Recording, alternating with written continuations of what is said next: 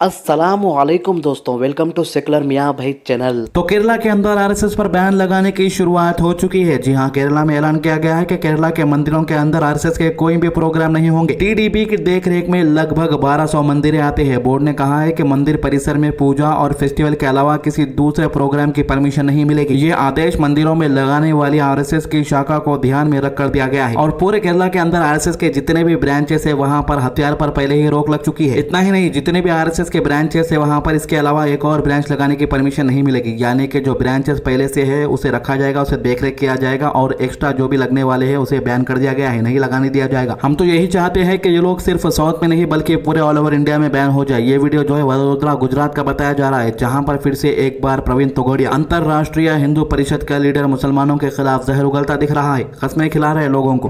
हमारा संकल्प भारत में 1,00,000 गांव, शहर की 1,00,000 सोसाइटी में पोड़ोमा दर शनिवारे हनुमान चालीसा बोलो। मंदिर में शुरू करशो कि नहीं? આપણે 5 પોળોમાં થાય કે નહીં? શું થશે? કોઈ મુસલમાનનું નામ લે તો બોલો મસ્જિદોમાંથી એલાન થાય છે કે નહીં?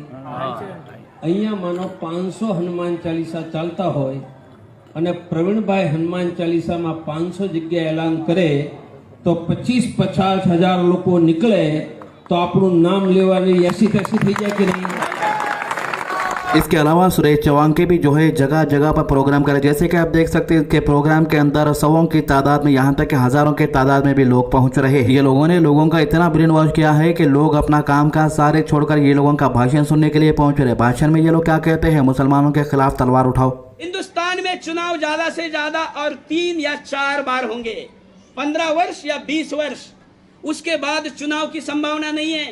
पिछले 75 वर्षों में हमने पार्लियामेंट के आसपास के सारे बाबा रोड, हुमायूं रोड, सारे रोड देख लिए। क्या अभी आगे भी यही रहेंगे? नया संसद भवन बनाएं, ये सारे नाम बदल डालीजिए। वहां पर पृथ्वीराज चौहान रोड बनाइए, महाराणा प्रताप रोड बनाइए, छत्रपति शिवाजी महाराज रोड बनाइए, छत्रपति संभाजी महाराज रोड बनाइए। इन गाँव के नाम आज भी इस्लामी है, कब बदलेंगे? जो गति सरकार की है, भाई योगिनी जी तो इशारा दे दिया ना प्रयाग बदल के, बाकी अब अपने स्तर पर बदलिए। आपको किसने रोका है? और आप नहीं बदलोगे तो जो आपके हिंदू नाम है ना वो भी 25 वर्ष बाद वैसे भी बदलने वाले हैं। इसलिए समय रहते बदलिए, एजेंडा बनाइए।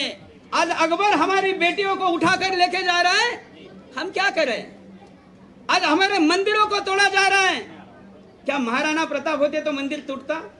क्या महाराणा प्रताप होते तो आज भी मथुरा के जन्मभूमि पर मस्जिद होती?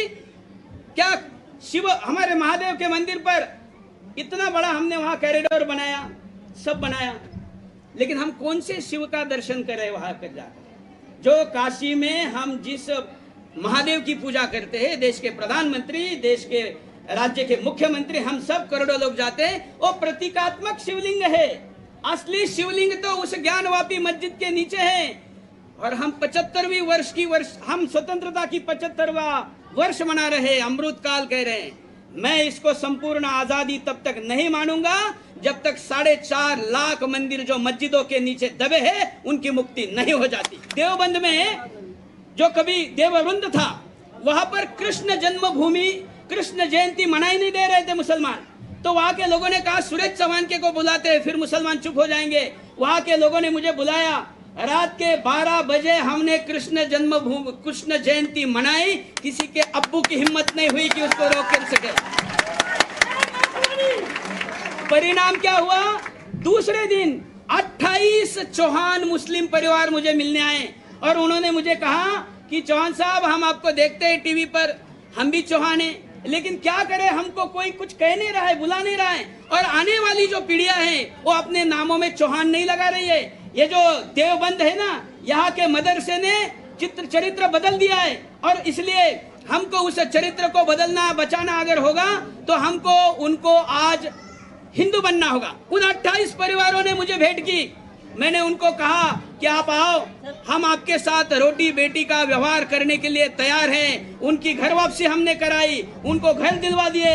अगर हम ये नहीं करेंगे तो हम बचेंगे नहीं। अभी हमारे छोटे बच्चों ने बहुत अच्छा कार्यक्रम किया, लेकिन राजपूतों के कार्यक्रम में राजपूतों के बच्चे प्लास्टिक के तलवारों से खेल रहे हैं। इससे बुरी बात क्या हो सकती है? मैं तो कहता हूं ये स्थिति इसलिए आई और मांग करता हूं कि जैसे हमारे क्षत्रिय सिख भाइयों को कृपान अपने साथ रखने का अधिकार है, वैसे सारे क्षत्रियों को हथियार साथ रखने का अधिकार होना चाहिए। यहाँ पर रजिया सुल्ताना को ही बहन जी आई हुई है, कहाँ है बहन जी? हम आपकी माफी मांगते हैं कि आज भी आपके नाम में आपको रजिया सुल्ताना लिखना पड़ रहा है। आप राधा जी नहीं बन पाई है, यह हमारी कमजोरी है, ऐसा मैं मानता हूँ। हम ऐसा पराक्रम करके दिखाएं।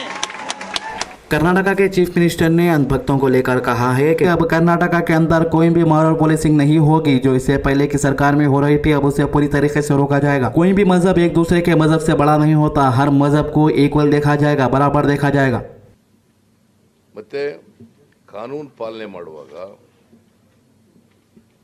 ಆ ಧರ್ಮ ಈ ಧರ್ಮ ಅಂತ ನೋಡಕೂಡದು, ಎಲ್ಲ ಜನರನ್ನು ಕೂಡ ಸಮಾನವಾಗಿ ಕಾಣ್ತಕ್ಕಂಥದ್ದು, ಸಮಾನವಾಗಿ ರಕ್ಷಣೆ ಕೊಡ್ತಕ್ಕಂಥ ಕೆಲಸ ಮಾಡಬೇಕು। ಇದನ್ನು ಹೇಳಿ ಅದೆಲ್ಲ ಮಾರಲ್ ಪೊಲೀಸಿಂಗ್ ಇಲ್ಲ, ಇನ್ನು no moral policing. You will put an end to this. Karnataka के डिप्टी चीफ मिनिस्टर ने भी यही कहा है मीडिया से बात करते हुए। अभी तक जो मॉरल पॉलिसिंग चल रही थी उसे पूरी तरीके से रोक दिया जाएगा। भागवा शॉल पहनकर क्लास के अंदर बैठना, लोगों को परेशान करना, ये सारी चीजें अब नहीं होगी कर्नाटका के अंदर। इससे पहले भागवा कलर के शॉल, भागवा कलर के झंडे लेकर पुलिस स्टेशन के अंदर बैठकर जो दादागिरी चल रही थी वे भी सारी रोक दी जाएगी। यहाँ तक कि इन्होंने कहा है कि ये सारी चीजों को जड़ से खत्म कर दिया जाएगा। No more moral policing. No question of wearing all this saffronization, putting before a police station and sitting, all these things. There is no more. No more this drugs. No more any rowdyism activities. All will be responsible. All clubs, unauthorized, whatever is there, whatever unauthorization, club illegal activities are there, should be closed. No harassing people. Cordial atmosphere should be there. And we should give a corruption-free government. Every panchayat, municipality, taluk office, everywhere, it should be a friendly atmosphere. People looking for a change, for a development, for a progress.